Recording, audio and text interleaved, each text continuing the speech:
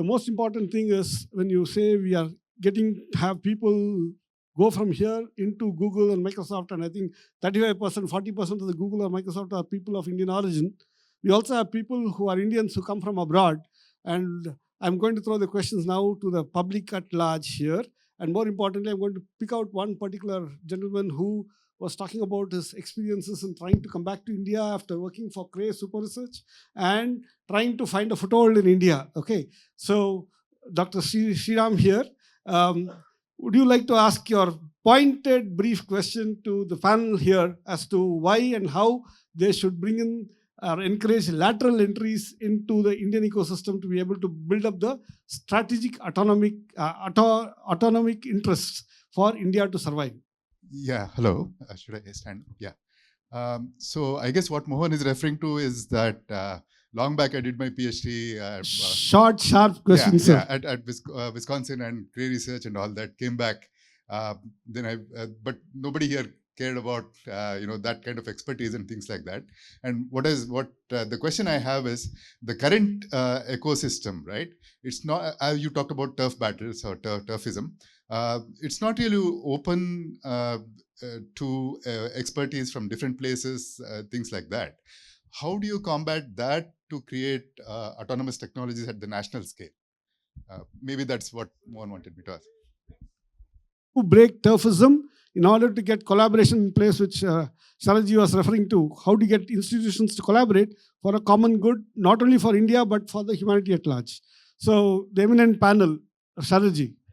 I think, one thing that's worked for us, and I think that set the stage, is that all of us, we had some principles. No greed, no glory, and we'll give everything away. Now, if you go in the US and you're sitting in a room, you acquire no power in that room by saying this. But believe me, in India, this behavior gives you extraordinary power in the room to knock heads together, which is impossible otherwise. And I think India Stack is a reflection of that. No greed, no glory. You can't allege I'm doing it for myself. I don't even want glory. You will get the glory, Mr. Policymaker, if this succeeds. If it doesn't fail, you can blame iSPIRT. No greed, no money. Nobody's alleged that anybody in iSPIRT has made a single rupee out of the UPI success that has happened. And we will give it away. It's not ours. It's ultimately the country's. See, that allows for knocking heads together. You need power to knock heads together. So one way to knock heads together is the PMO knocking heads together. The other way to knock heads together is to acquire this informal power. I think this informal power has to be the basis for bringing about change. The second point that I'll make is that in 2012, when we went out and spoke to people and said financial inclusion is broken, everybody said yes, because 17% of the people had bank accounts, right? Then the second was more of the same will not work. They said yes. So we said, okay, we have this idea, we call this Rajini slide. We have this. They would recoil. They said, this is too complex, don't understand, this won't work here, right? But they had to still pay attention to it because of the answers to the first two questions. Today, you go in education, primary education, you say primary education is not working. They'll say yes. More of the same will not work. They say, no, if you give us 6% of GDP, everything will be fixed. Then you tell them 2% has become 4%, nothing has become better on the ground. So it's very difficult to bring change there. Today, you go and say our R&D infrastructure is broken. They'll say yes. More of the same is not the answer. They will say yes. And therefore, an alternative can be put in its place. That is the reason why I'm cautiously optimistic that this R&D, science and technology infrastructure is set for the same radical change that we have seen in telecom or we have seen in digital over the last 10 years. Wonderful. So the question that I would like to pass on from you to Sridharji is, so you have talent coming from all over India. India diaspora is a big, big reserve bank, if I may kind of say, bank of talent available across the world. When they come back to India, right, what advice would you give them? Because they need to adapt to be able to function in India.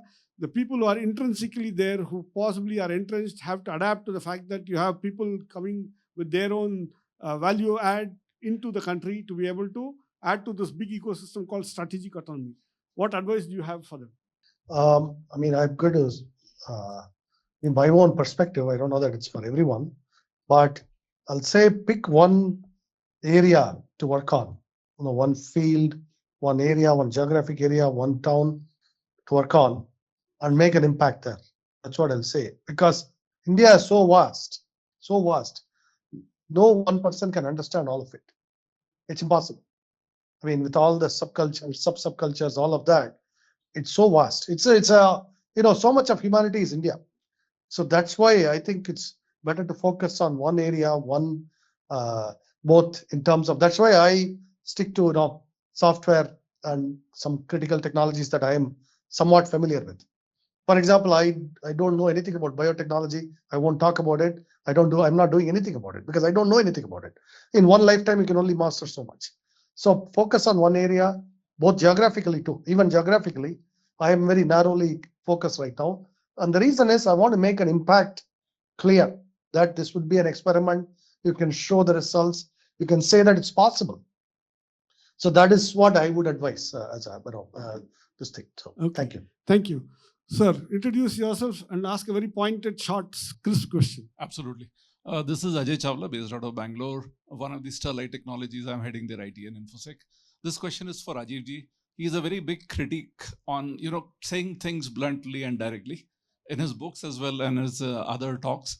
One thing which I wanted to understand is how things are changing. For example, Ola talking about doing their own chip design and that thinking coming around. ZOHO Manage Engine has done, simple product, done a lot of work. Short, crisp question. So the sir. question to Rajiv ji is, what has he seen in the last 6 months, 1 year changing, which has made him a little more positive about what India can do? So I feel that the young tech ecosystem, ventures, startups is a new phenomenon and it has taken root. And now it's not just foreign money, but it's also Indian money getting into it because credibility, you can make money, you can make profit. This is a very promising thing that I would say, if I were to pick one thing, I would say that's the most important positive change. And it's in the tech sector. A lot of it is in the tech sector, which is what we're talking about. Okay. Next question. We are running short on time. We'll have quick questions. Yeah. Yeah. Quickly. Very good afternoon, sir. This is Vijayalakshmi Chiniwar. I have one short question.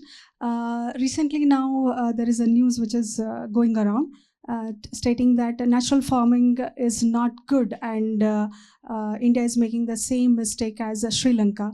What do you think about this? To whom? To all the three panelists? No, sir. Especially, particularly to Raju, sir. What is it? National? In the national Natural what? farming. No. Natural farming. Natural farming. Natural farming. Yeah. So what happened in Sri Lanka crisis was they used to use a lot of fertilizers. Yeah. Now they shifted from fertilizers to organic farming, natural farming. Right. That in turn cut the output. Right. And a lot of people are put to trouble because Right. there was no food. Right. So that's basically the point. So I don't know the question. The question is that kind of advice in India acceptable or should we not follow or should we follow? No. I think India has to, first of all, create a made in India, thought in India solution and not the foreign consultants and not these guys selling from Monsanto and these kind of people. So the whole agriculture ecosystem has been kind of a global industry trying to take over because India is a very large market and is a large supply. So that has to change. Our seeds, our diversity, the millet program is very important. So I think people have now understood the importance of our agricultural diversity is a big asset. I have one question. This is for Your short name and quick question. Okay, my name is Shiva Chinnaswamy. This question is for Sridhar Vembu. The whole Atmanirbhar has not been really, implemented on the software side. Like ZOHO has a browser. There are a few other very competent browsers that are out of India, but government is not using them even in government offices and even in defense. We are using Chrome and Edge and other things. So as an advisor to NSC, what are your thoughts on how we can pursue this aspect? Thank you. We have to stay the course, just like what I said. We cannot make judgments on these in even 4 or 5 years. These are 15, 20-year journeys to create critical technologies, to gain the mastery, to gain the capabilities, to become truly Atmanirbhar is a 15, maybe 20-year project. It's a transformational project. It takes a generation. So we cannot make snap judgments because it just takes that long. And I go, even our own company, it's now 27 years, 28th year now. And within 5 years, we were nobodies. We had nothing. We had accomplished approximately nothing. but we had laid the foundation. Yeah. In 10 years, we were still essentially unknown, but we are still the building was coming up stronger. So it takes that kind of time to create these. So we have to stay the course on all of these. Yeah, I think that's a good point that he says stay the course. Yes, this cannot be done overnight, and definitely government can't give a fiat that government offices cannot use Gmail for their official communication. All right. But the point is this, we have come to the end of this conversation because at 4 sharp, Rajiv has to step out. I'd like to thank all of you. Please give a big round of applause to the panelists here. They have shared their thoughts. All right. And more importantly, please remember that your questions, they are ready to answer. All that you need to do is get in touch with them, mention this context, and take the guidance. Remember, the keywords that you take away from here is decolonization of the mind, understanding critical technologies, and you are going to make your own pathway through meritocracy to achieve and make an impact on the humanity at large. Thank you. Thank you.